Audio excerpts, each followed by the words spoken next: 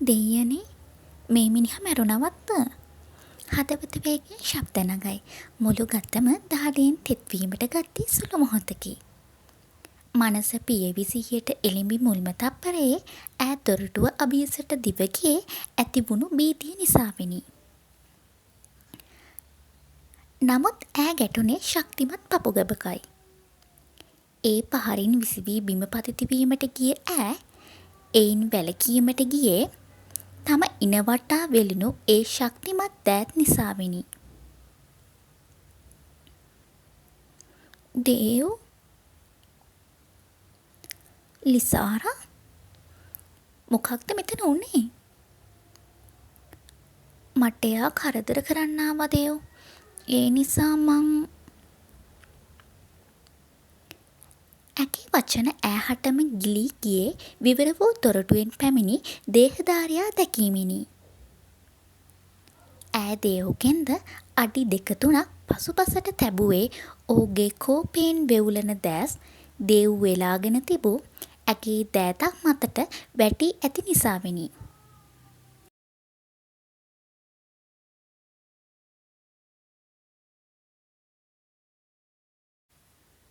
මචං ආදියෝ උඹ ආවද? ඔව් දේව්. තැන්කියු බං කරපු උදව්වට. උඹ වෙනුවෙන් ඕනි දෙයකට ඉන්නවා කියලා දන්නවනේ. ඔවුන්ගේ සංවාදයේ දෙස ලිසාරාද මත්බර දෑස්වලින් බලා සිටියේ මහත් වූ පුදුමයෙනි. ඇගේ සිහිය ටිකෙන් ටික ඈත අතහැර යයි. මචං උඹ එහෙනම් ලිසාරාව එක්කන් ගෙදර බලයන්. එයාට ටිකක් අමාරුයි වගේ. මම මෙතන ප්‍රශ්නේ බලා ගන්නම්. තෑන්ක්ස් මචං. කෙමෙන් ලිසාරා දෙසට බර අඩි තැබූ ආදිව් ඈත ඈතක් ග්‍රහණයට ගත්තේ ඈ දෙසවත් නොබලායි. හැඟීම් විරහිත අයුරින් ඈත බලා සිටියේ ඇගේ දෑතින් ඇදගෙනම අඳුරේම රථවාහන අංගනය වෙතට පියමනින දේහධාරියා දෙසයි. ආදී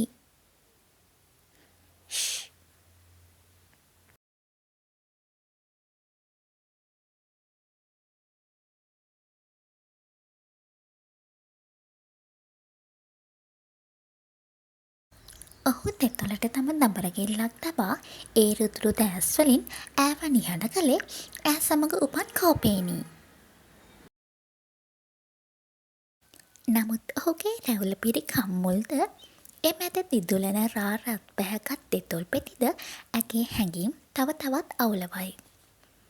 කෝපයෙන් පිරුණු මස්ගොබ වෙවුලන රත් පැහැගත් මුහුණ තව තවත් ඇගේ හැඟීම් අවුස්සයි.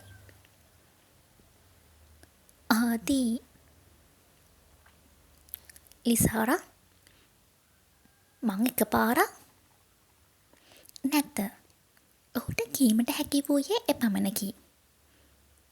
අඳුරේම දිදුලන මාවතේ බිත්තියකට ඔහුව සිර කළ ලිසාරා ඔහුගේ කමිසයෙන් ඇද තමා දෙසටම බර කරගත්තේ ඒ දෙතොල් වලට පිවිසෙමිනි. ඔහුගේද දෑස් විසල් වීමට ගත්තේ සුළු මොහොතකි. ඒ මේ අත හරවමින් ඈ ඔහුගේ දෙතොල් උරා බොන්නේ කිසිදු විවේකයක් දෙතොලට ඉඩ නොදෙමිනි. දෙතොල් පාස තව තවත් රළු කරමින් ඒ දිගැටි ඇඟිලි ඔහුගේ හිසකේ පුරා එහා මෙහා යයි. ආදිවුටද ඇගේ පහසින් ගැලවීමක් නොමැත.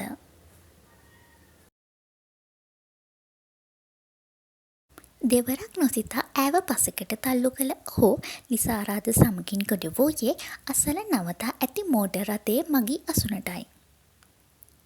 කාලෙකින් ලැබුණු ඇගේ දෙතොල් පහසින්වත් ඔහුව අද පාලනය කිරීමට නොහැකිය. ලොකේෂන් එකට යමු. ඕකේ සර්.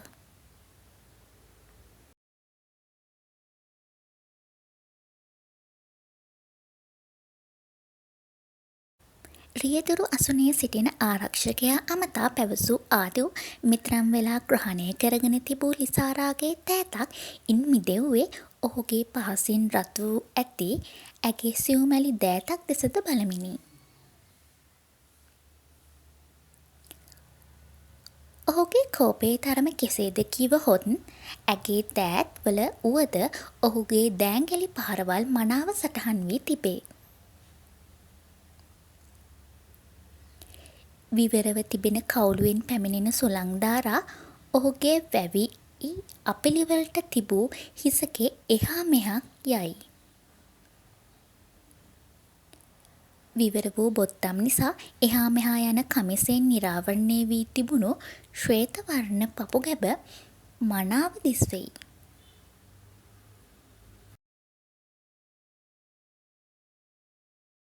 අපිළිවෙලව වැවී තිබූ හිසකේ රැවුල නිසාවත් ඔහුගේ තේජස අංශු මාත්‍රයක්වත් අඩු වී නොමැත.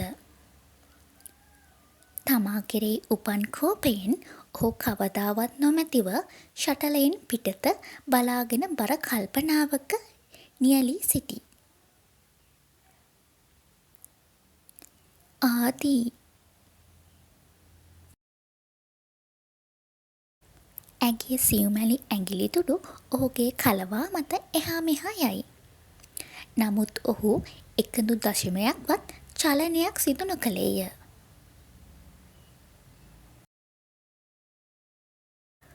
ඔහුගේ ප්‍රතිචාරයක් නොමැති අවස්ථාවේ ඈ සැනකින් අසුන් ගත්තේ ඔහුගේ කලවා මතයි.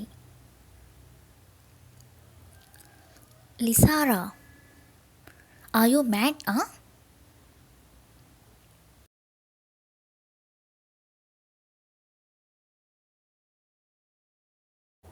Yes, I am. I want you. Adi, I want you so hard. ඇගේ මත්බැර තෑස් ඔහුගේ දෙතු ළඟ නතර විය. ආරක්ෂකයන් ගැනවත් නොසිතා ඈ ඔහුගේ දෙතොල් අතරට බර වූයේ ඔහුගේ කමිසය ඇගේ දෑත්වලටම ඇත ගනිමිනි. ලිසාරා, මේ ගෙදර නෙවෙයි ඉන්නේ.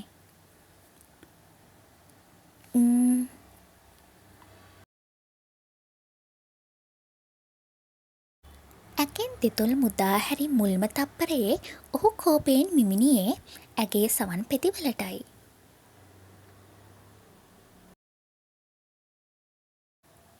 ඇගේ දෙනෙත් වෙනදාටත් වඩා සරාගීය. සිප ගැනීම නිසා රත් පැහැගත් දෙතොල් හා මොහොන ඔහු දුටුවේ දැනුනිය.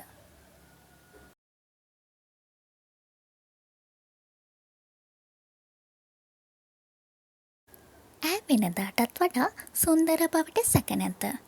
ශ්වේත වර්ණ නාරි දේහයටම නිමවා ඇති රත් පැහැ ගැවුමෙන් ඈ තව තවත් සරාගී කොට ඇත. ඒ මත්බර දෑස් වලින් ඈ තව තවත් තමාව වසඟයට ගනී.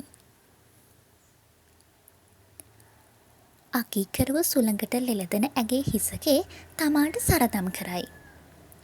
දෑතින්ම ඇගේ හිසකේ සවන පිටුපස රැඳ වූ ඔහු බලා සිටියේ ඔහුගේ සුළු පහසකින් වුවද දෑස් පියාගෙන විඳින සඳවිතිය දෙසයි.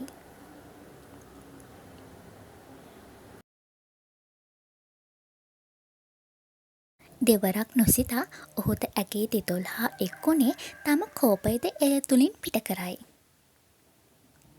දෙතොල් අතරට ලේ රස ගෙන ආවත එම පහස නවතන පාටක් නම් නොවේ. සර්, අපි ආවා.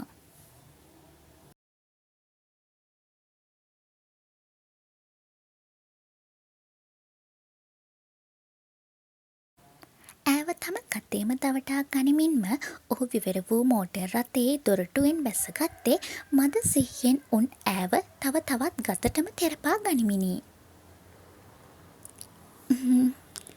ආදී, I love you baby.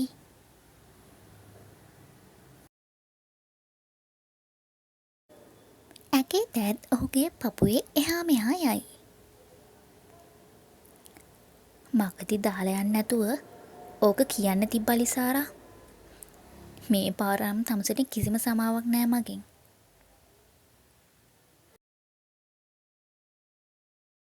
විවර වූ දොරටුවෙන් කාමරයට වැදුණු ආදිව් ඈව සයන මතට පතිත කළේ එකින් එක බොත්තම් පිය වූ කමිසයද ගතින් වෙන් කරයි.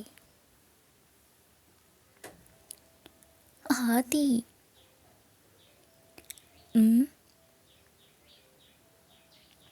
සොරි.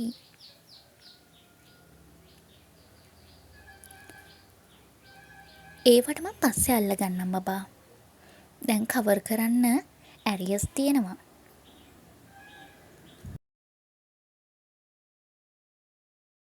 කෙමෙන් කෙමෙන් යහන අභීසයට පැමිණි ආදිව් අල්ලා ගත්තේ ඇගේ තොල් පිතිවලිනි. කවදාවත් නොමැතිව ඈද ඔහුට තව තවත් වසඟයට ගනී.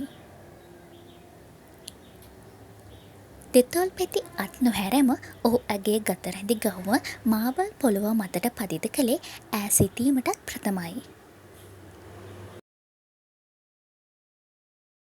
ගෙලින් ඇරඹි රළු සිප ගැනීම කෙමෙන් කෙමෙන් පල්ලම් බසින්නේ ලිසාරා පොරවනය තම දෙයත් අතරට සිරකර ගනිමින් ඒ පහස දරාගන්නා අතරවාරයේදී. හාදී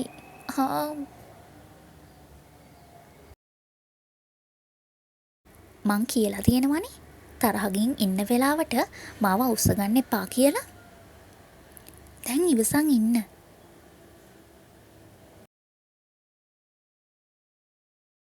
රළු වූ පහසත් සමග දැනුණු පහස ඈහට දරා ගැනීමට නොහැකිය. මත්බර දෑස්වලින් කඳුළු බිඳු පල්ලම් බසී. ආදී it's hurt.